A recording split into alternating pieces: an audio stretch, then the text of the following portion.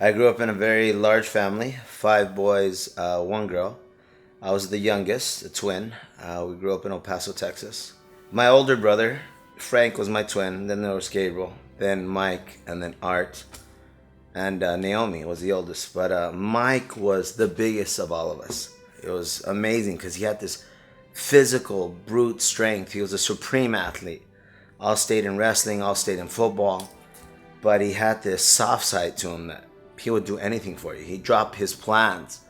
And this was the type of guy that if anyone, a friend, a family member, my grandma needed something done, he wouldn't eat lunch.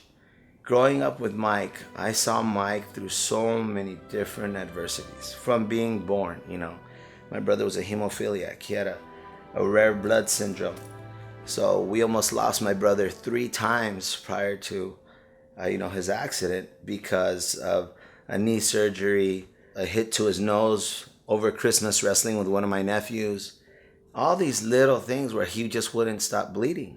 Mike was married twice. His first wife, it didn't work out, in which he had his son, Michael. He remarried. It was a time in Mike's life that I had never seen him happier. I had just moved to LA. I had been here for 3 months. And we went to Universal City Walk to watch Something About Mary. And my phone kept on blowing up. All my brothers. I run outside, I'm mad. I'm like, Gabriel, what do you want? I tell my brother Gabriel, what's going on? What's a big deal? And he tells me, he says, Mike's been in an accident. And immediately I fell. He said, Mike's been in an accident, but they're working on him. I'll call you back. So then my sister calls me, and I pick up, and they're at the accident. And a drunk kid stole his girlfriend's father's brand new Mustang. And I was going 110 miles an hour. Hit all the barricades inside the freeway and ricocheted back into the rear driver's side tire of my brother's truck. Mike ended up holding everyone in, but hit his head on the roll cage of the truck. I get a phone call from my sister after Gabriel calls me. And I could hear my mom crying in the background. I hear panic. I can't even describe that. That's when I knew it was really bad. And they wouldn't let my parents or my family get near. So my sister hangs up. Gabriel calls me back. Gabriel's talking to my brother, my other brother there. And he says, Mike's covered up.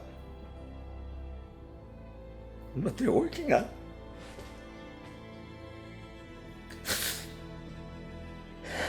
He said he's covered up. They're working on him. And I know my brother. I know he didn't make it. And you would think after 12 years I would get over this. But you never really get over it. You just learn how to deal with it. Of course, the first thing that runs through any family member's mind is, okay, Mike has a family. What are we going to do now? I had just moved here. My parents are 68 and 70. They're both retired. What, are they going to have to go back to work to take care and house this family? Mike has a house, his son, 2 stepkids to take care of, and his wife. So I'm just like, well, I've got to move back. There's no way around it. Being that he was sick, my mom and his wife didn't work. My mom was always after him to get his life insurance. Mike, go get your life insurance, please, Mike.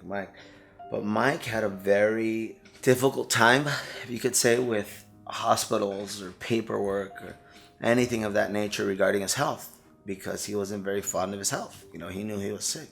So finally, he just to get my mom off his back, he goes and fills out the paperwork.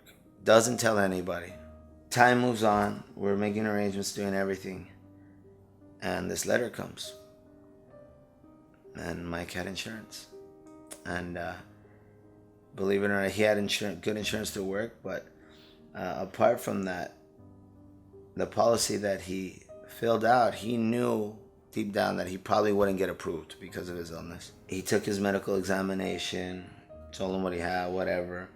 But during that process, there's something called a temporary insurance rider. Because of that, my nephew Mikey's been taken care of ever since. He had the opportunity to go to private school, go to college. He's now in college.